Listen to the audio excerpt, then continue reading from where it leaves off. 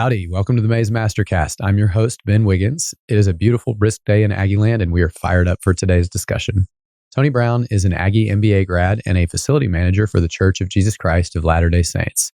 A lot of his prior work experience was in construction and project management.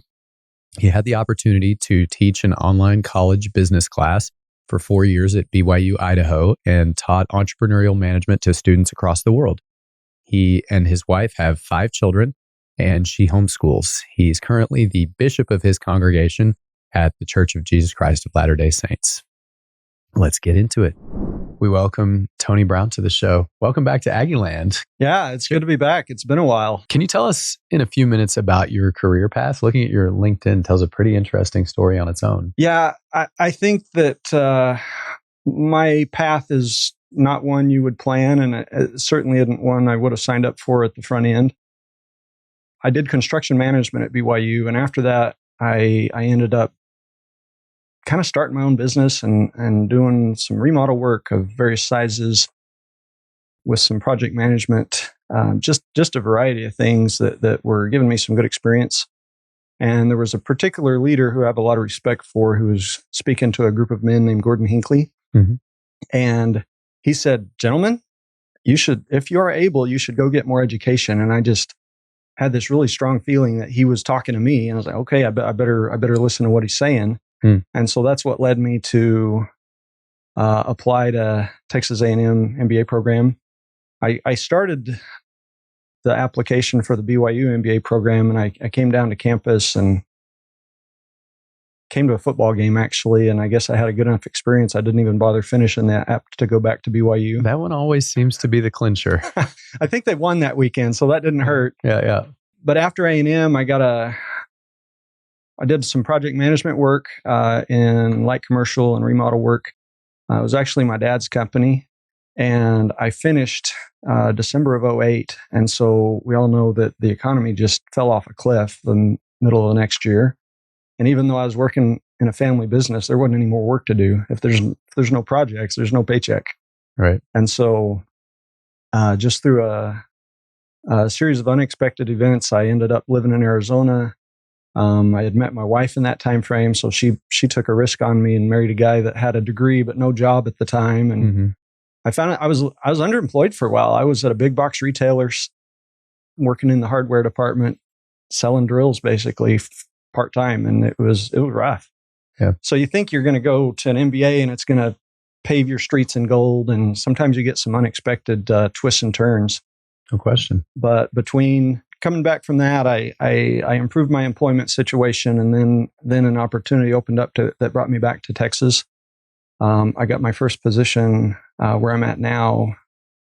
I was an assistant engineer, is what we called it at the time, and it's at the Dallas, Texas Temple for the Church of Jesus Christ of Latter-day Saints, and so that's where I work now is as a facility manager. So after a couple of years, I was the manager, not just one of the assistants. Right. Unbelievable twists and turns, but I've been doing this for 5 years now. I've got a great team. I've got a lot of people that I've collaborated with on different things, and so it's tons of fun now. But for a little while, I was wondering, what did I go to school for? And now that I'm able to take advantage of my education and use it to help develop others, it's like, okay, it all worked out.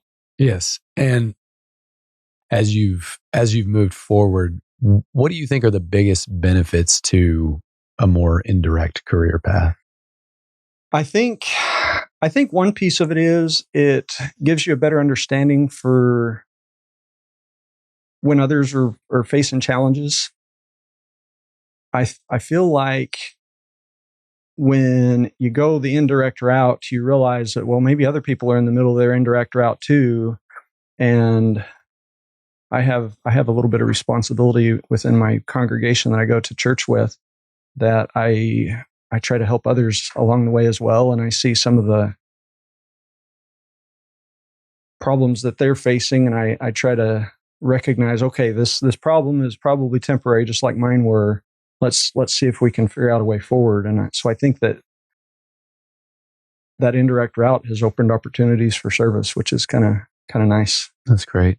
For our audience today, we want to focus around the jobs to be done framework. Mm-hmm. Can you talk us through a little bit of the big picture? Yeah. So my favorite thing is side stories. And so Jobs to be Done is a theory created by a Harvard professor who was named Clay Christensen. He died a couple of years ago. And the theory that he was most famous for was disruptive innovation. So his book in the late 90s was The Innovator's Dilemma. And disruptive innovation is all about competitive theory and how an incumbent company is going to respond to a new startup kind of encroaching on their territory. And it gives an explanatory description of why Netflix was able to dethrone Blockbuster just because they had a different theory. And what led Clay to his questions was watching some of the companies that were around him in Boston. And he couldn't figure out why these companies that were new were being able to compete and outperform some of the big established players in the various fields. And the explanation in the media that he read just described, oh, their managers are so smart. And then later on, they just fell off a cliff. And so then he went to get his PhD and he was researching the question, well, how did smart managers get so dumb so fast? And he realized eventually that wasn't the right question. The question became more along the lines of how does the right decision-making frameworks in this setting set you up for failure in the other setting? Okay.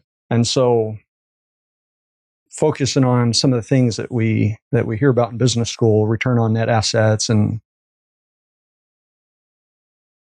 PE ratios and things like that. Like if you focus on those exclusively, it can make you make some decisions that when things are changing and the economy and the market is changing and what customers want is changing, those things don't help as much anymore. Right. So, but one of the things that Clay eventually realized, and he kind of describes this in the book that we're talking about today, which is Competing Against Luck. He realized that disruptive innovation was a competitive framework, but it didn't tell you anything about how to predict the future. And a difficult task. Right. Yeah. Always be careful about predictions, especially about the future, right? So I want to play a little game and turn the questions around on you a little bit. Okay. I've listened to your podcast for a while, and I know that you've done CrossFit over time. Thanks for listening. So do you remember the first time you heard about CrossFit? Yes. Tell me about it. Okay. So I had torn my ACL several months before. Okay. I was pretty well through the rehab process, and I was ready to do some intense working out again. But I didn't want to play basketball. It was too much risk. I had torn my ACL for the second time playing basketball over at the rec center actually, and I wanted to find something else. So I asked a friend, do you know of any pretty intense workout programs? Because just going to the gym and lifting weights is not doing it for me. And she said, Lisa Ray is her name. Hey, Lisa, hope you're doing well. She said, go try Dutch's gym, Dutch Lowy, who we both went to high school with. We're both from here. And so I said, all right. So I called Dutch and said, hey, Lisa Ray told me that you've got this pretty intense workout program. And he was like, yeah, come by. I went by the gym and he had this stuff set up in his garage, which now you see that a lot. That was less common in 2007. This is May 2007, I think. And I walked into the gym and I was just kind of looking around, and it was stuff that I had seen before, barbells and kettlebells and so forth, but set up in his garage. And I was like, oh, this is kind of an interesting thing. And I asked him a little bit about the methodology, and he said, yeah, well, we do CrossFit here. And I said, CrossFit? Oh, that's fun. Is that something you made up? And he was like, no, that's which would be a ridiculous question in 2022, but in 2007 was a pretty reasonable question. And he said, no, it's developed by this guy out in Northern California. It's constantly varying functional movements at high intensity. And I said, that all sounds fun. Let's get going. Okay. And so that was my first time hearing the term. All right. So So when you think about how that story happened, you had an injury. Yes. And you said it was a basketball injury specifically, or was it doing something else? It was a basketball injury, but it was aggravating. It was a re-injury. Okay. For what that's worth. Okay. So technically, there's nothing about recovering from an injury that caused you to go to CrossFit. No. The first time that you went, was it just free? Did he give you a trial, or just, hey, come out and try it a couple of times and see if you like it, or how did that work? Probably. I think so. But if he hadn't, I probably still would have done it because it had come highly recommended by a friend. Okay. So that having a personal recommendation for somebody doesn't hurt anything, does it? Sure. Yes, okay. Definitely worthwhile, or definitely worth something. Yeah. So one of the things that the theory of jobs to be done talks about is the little hire and the big hire. So the little hire might be when you actually use it. You imagine a regular gym, their business model's kind of funky because technically they want your money, but they'd rather you not come. I remember hearing that in one of our MBA classes here, is they want you to pay the subscription, but if you're not there, then their gym's not overcrowded. Right. And so the incentives are a little bit misaligned for a regular gym versus what the person paying the subscription wants. Yeah. And with CrossFit, do you still do it? Yeah. Okay. How often do you go? Well, I usually work out 5 to 7 days a week. Usually I'll take a rest Always day. CrossFit, or do you do other stuff? Mostly CrossFit style workouts. Okay. We have a home gym, and if I'm not going to the gym that day, then I'll do something at home. Inevitably, like every now and then I'm able to hit all 7 days, but I don't try for that most of the time. And usually something will come up 1 or 2 days a week. And if I just plan to do it every day, then the days when everything goes haywire, those are my rest days. Yeah. Do you do it at the same time every day? No. It's if I'm going to the gym, it's always 5:30 class. Okay. But if it's at home, it'll be any time in the evening, usually after the kids go to bed. Okay. Excellent. So the big hire is paying the fee. Yeah. The little hire is actually going to use it.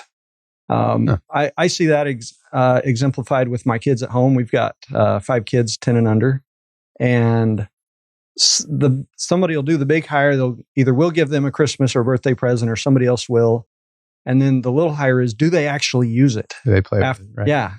And we were having trouble getting them to actually take care of their toys for a while. And we threw like half their stuff in the attic, and they didn't say a thing about it. Huh. They didn't even care. So the little hire wasn't happening. And so if I were a really good practitioner on jobs to be done, I would go through your experience with CrossFit and outline it. And it's sort of like a storyboard. You want to have this really detailed explanation of, well, how did you learn it? What is your experience doing it?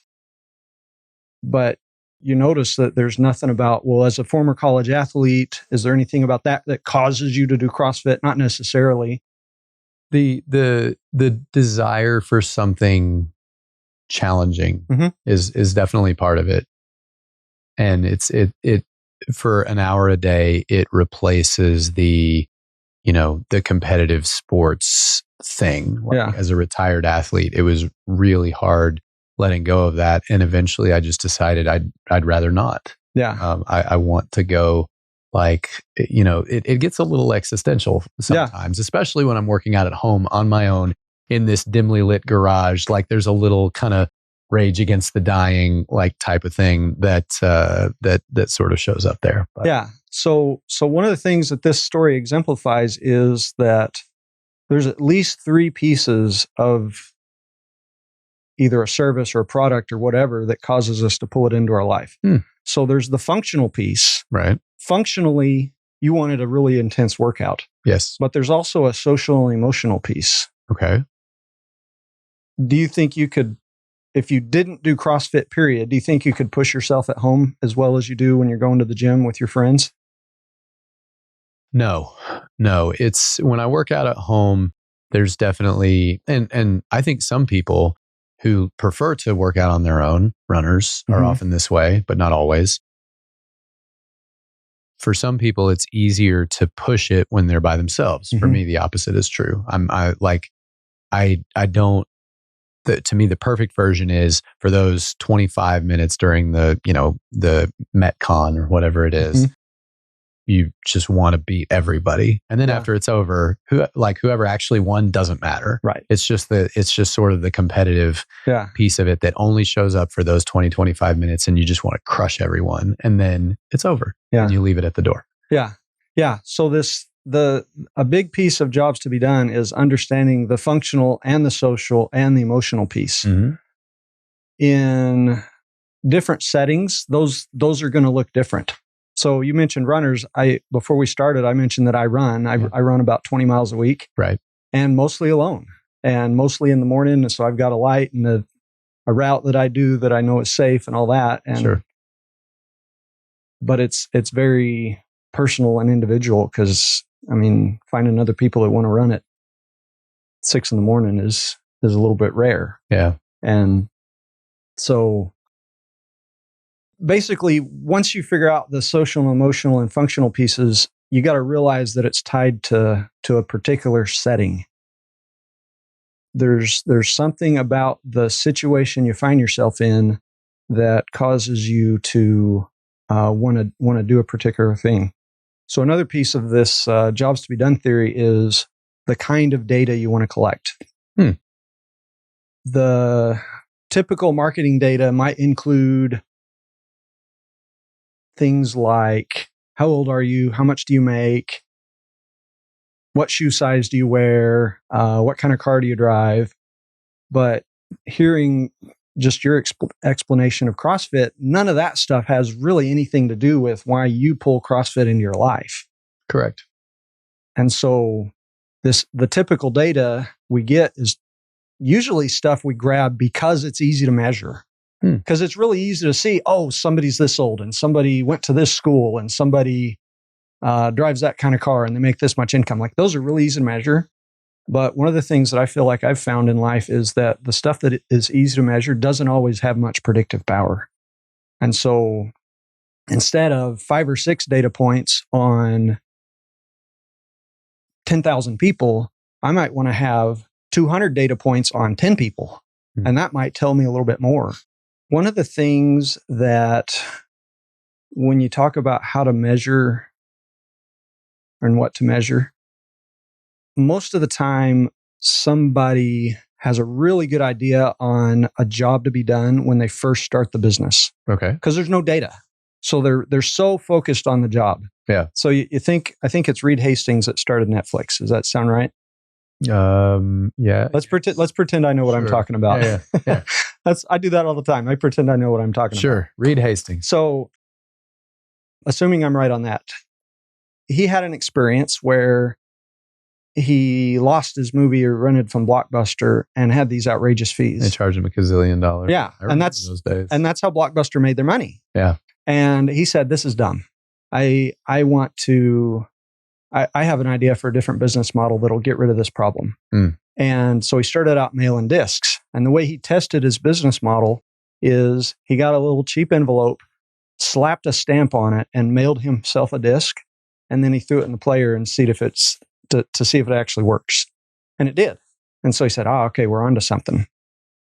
But he also had this idea, even from the very beginning, that eventually the internet was going to be fast enough that he was going to want to stream movies. And so that's why it was called Netflix from the very beginning, because he knew the future was going to be streaming.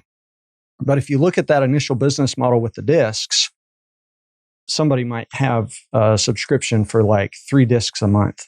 If somebody kept it, they didn't pay any postage. And so if somebody's irresponsible with their discs, oh darn. And so for Blockbuster, when somebody kept it, they got to collect fees, and that was their benefit. But for Netflix, if somebody kept the disc, their Netflix isn't paying postage, and so they're saving money. And so, in a way, it aligned the customer and the company, because, well, I might be irresponsible at getting my discs back in time, but oh well, I'm not losing all this money on these outrageous fees. Right. And those fees are part of the reasons that Blockbuster wasn't able to respond once they realized Netflix was a threat. Right. And because it's like, that's a major piece of our income stream.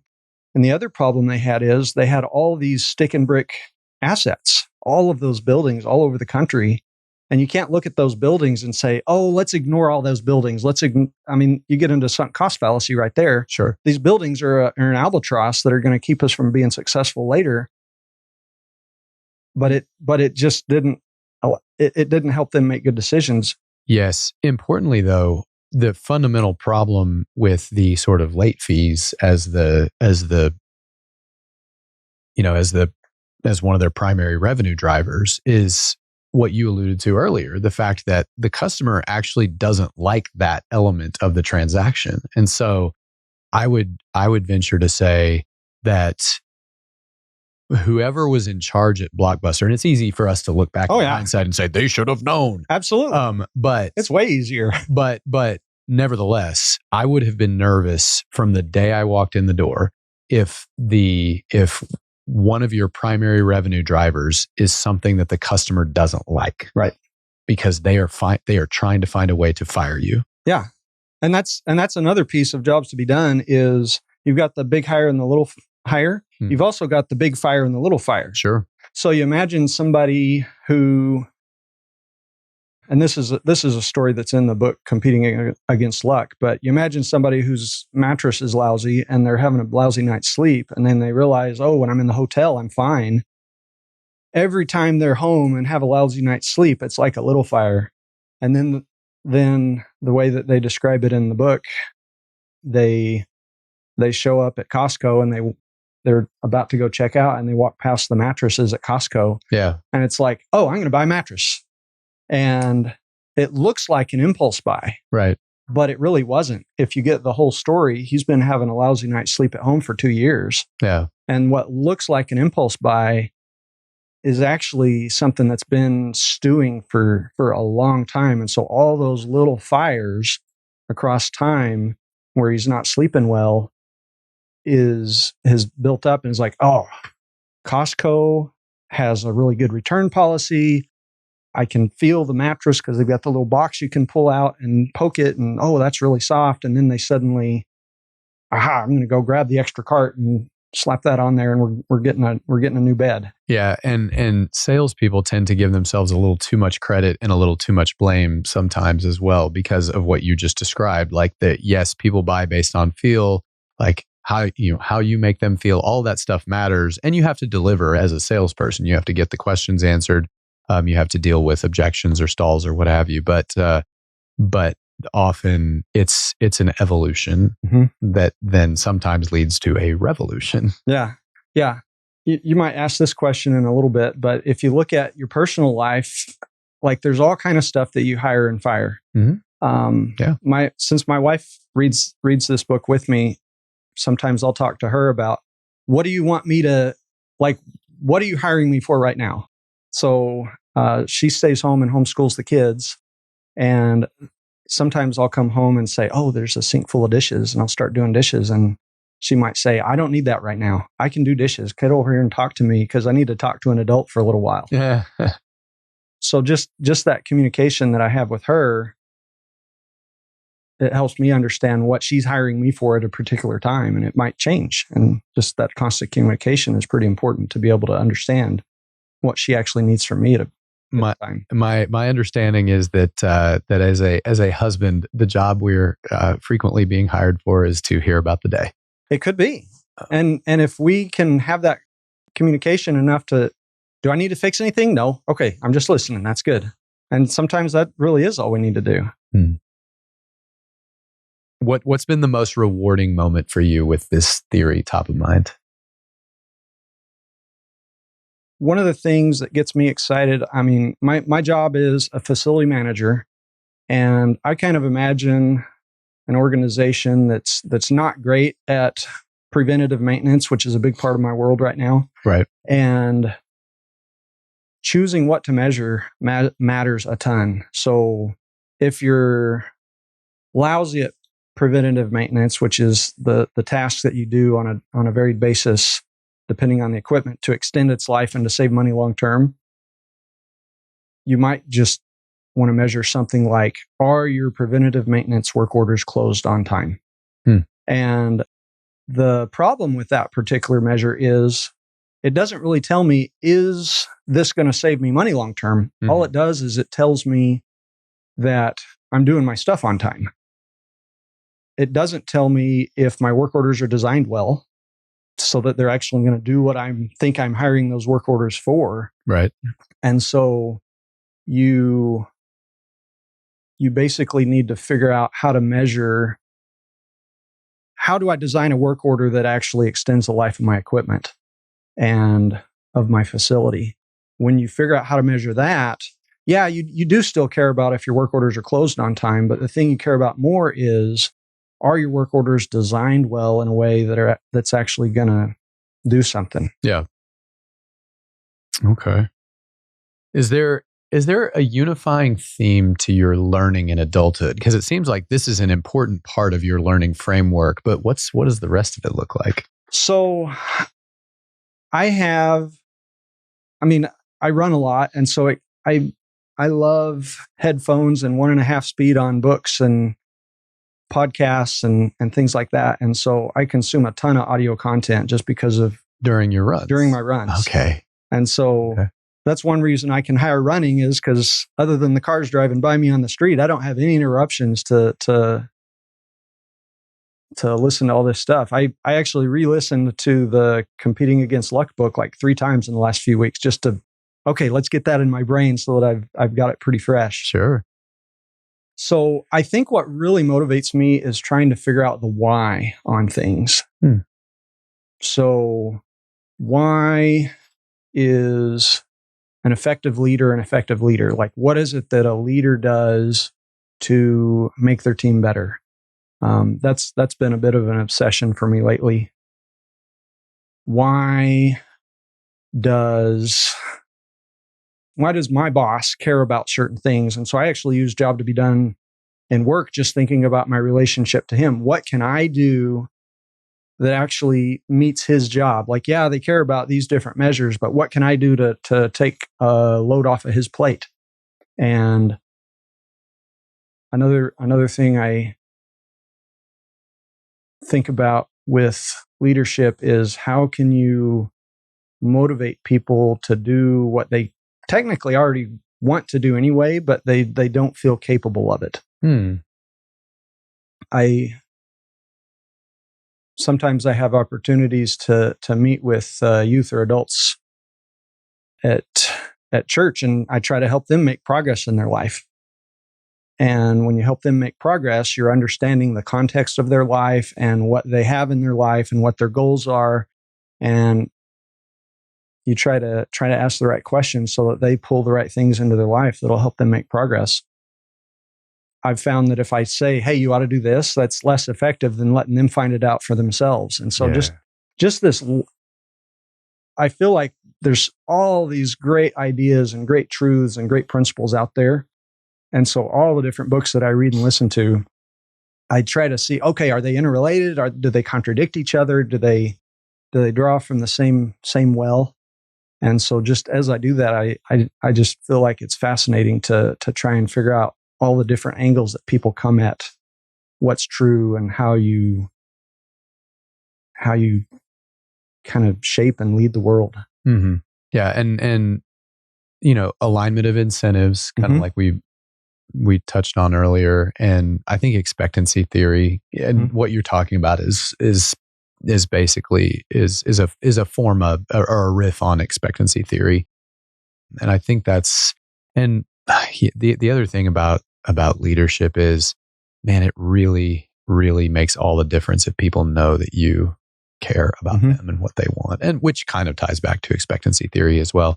But yeah, that's good stuff, man. Thank you for sharing that. What's next for you? I've been asking myself that question a lot. I think it's really challenging sometimes to figure out how to make an impact. And that's like, I'm at a situation now where financially I'm fine. I'm able to live within my means and have some nice things and travel a little bit. And honestly, my favorite thing is to figure out stuff to work on with my wife. And so the way we teach our kids, we homeschool, but we're kind of atypical on that. And part of what led us down that path is just thinking about what a kid what their job to be done is. And one of the things that we've kind of felt like is a kid wants to feel successful. And so much of the way school is set up at various age levels is designed to not really make you feel that successful. And my wife and I weren't bad students. We played the game really well and got into good colleges. She went to ASU on scholarship, and I went to BYU and came here to A&M. And so we had great experiences in school, but we feel like we've had to learn new things just from scratch. And maybe we have the foundation that we're able to be self-learners, but just figuring things out together is kind of our favorite thing. And I mean, if I could write the script, which, looking back 10 years ago, my script would have been wrong, but if I could write a script, I would retire early and just go find places to serve with her and just go try to make an impact in different communities. That's great. Well, I wish you the best with carrying that out, and I hope it goes well for you too. Sounds like you two have a good thing, and great family. So, I mean, I haven't met your family, but yeah, they're off at a park right now. That's great. All right. Well, Tony, thank you so much for your time. We appreciate you coming to visit with us. Yep, it's been a pleasure. We hope you enjoyed the episode. For our top 3 takeaways today, the first is the big hire and the little hire. Thinking about the psychology of a buyer, we want to make sure to, as Alex Hormozy likes to say, solve all the problems. That philosophy optimizes on incenting both the big hire and the little hire. Our second takeaway is the little fire and the big fire, which I think paying attention to the dynamic between the two is really vital. It's absolutely crucial as business people that we are watching little fires like hawks, because you never know which little fire is eventually going to lead to the big fire. And taking steps to prevent the little fires is also really important. Third takeaway for today is which data is actually important. Tony made a really good point that the comprehensiveness of data is a big thing to pay attention to. Getting data that goes deep is really important. And we have to assume that all our assumptions are wrong. We have to assume that we are bad judges of the data and that our intuition is going to be incorrect, so we can let the data itself speak. Those are our top 3 takeaways for today. And now I will close this with a quote. My absolute favorite quote right now from Naval Ravikant. Kyle is probably tired of hearing me mention it. This quote is about founder mentality. People with founder mentality can't rest once a problem or opportunity is identified. They take on personal responsibility without complaint, learn and recruit new skills as needed, and deliver results despite politics. There is unlimited global demand for founder mentality. Unlimited. Thanks for listening. Thank you for watching. We appreciate your support. Drop us a like below and feel free to leave a comment if you wish. We appreciate positivity and constructive feedback. Don't forget to subscribe to stay up to date on our latest episodes and bonus content. You can also take us on the road using your favorite podcast listening app. We have those linked below. If you'd like to know more about Mays Business School or our guests, visit mays.tamu.edu/podcasts. Talk with you soon.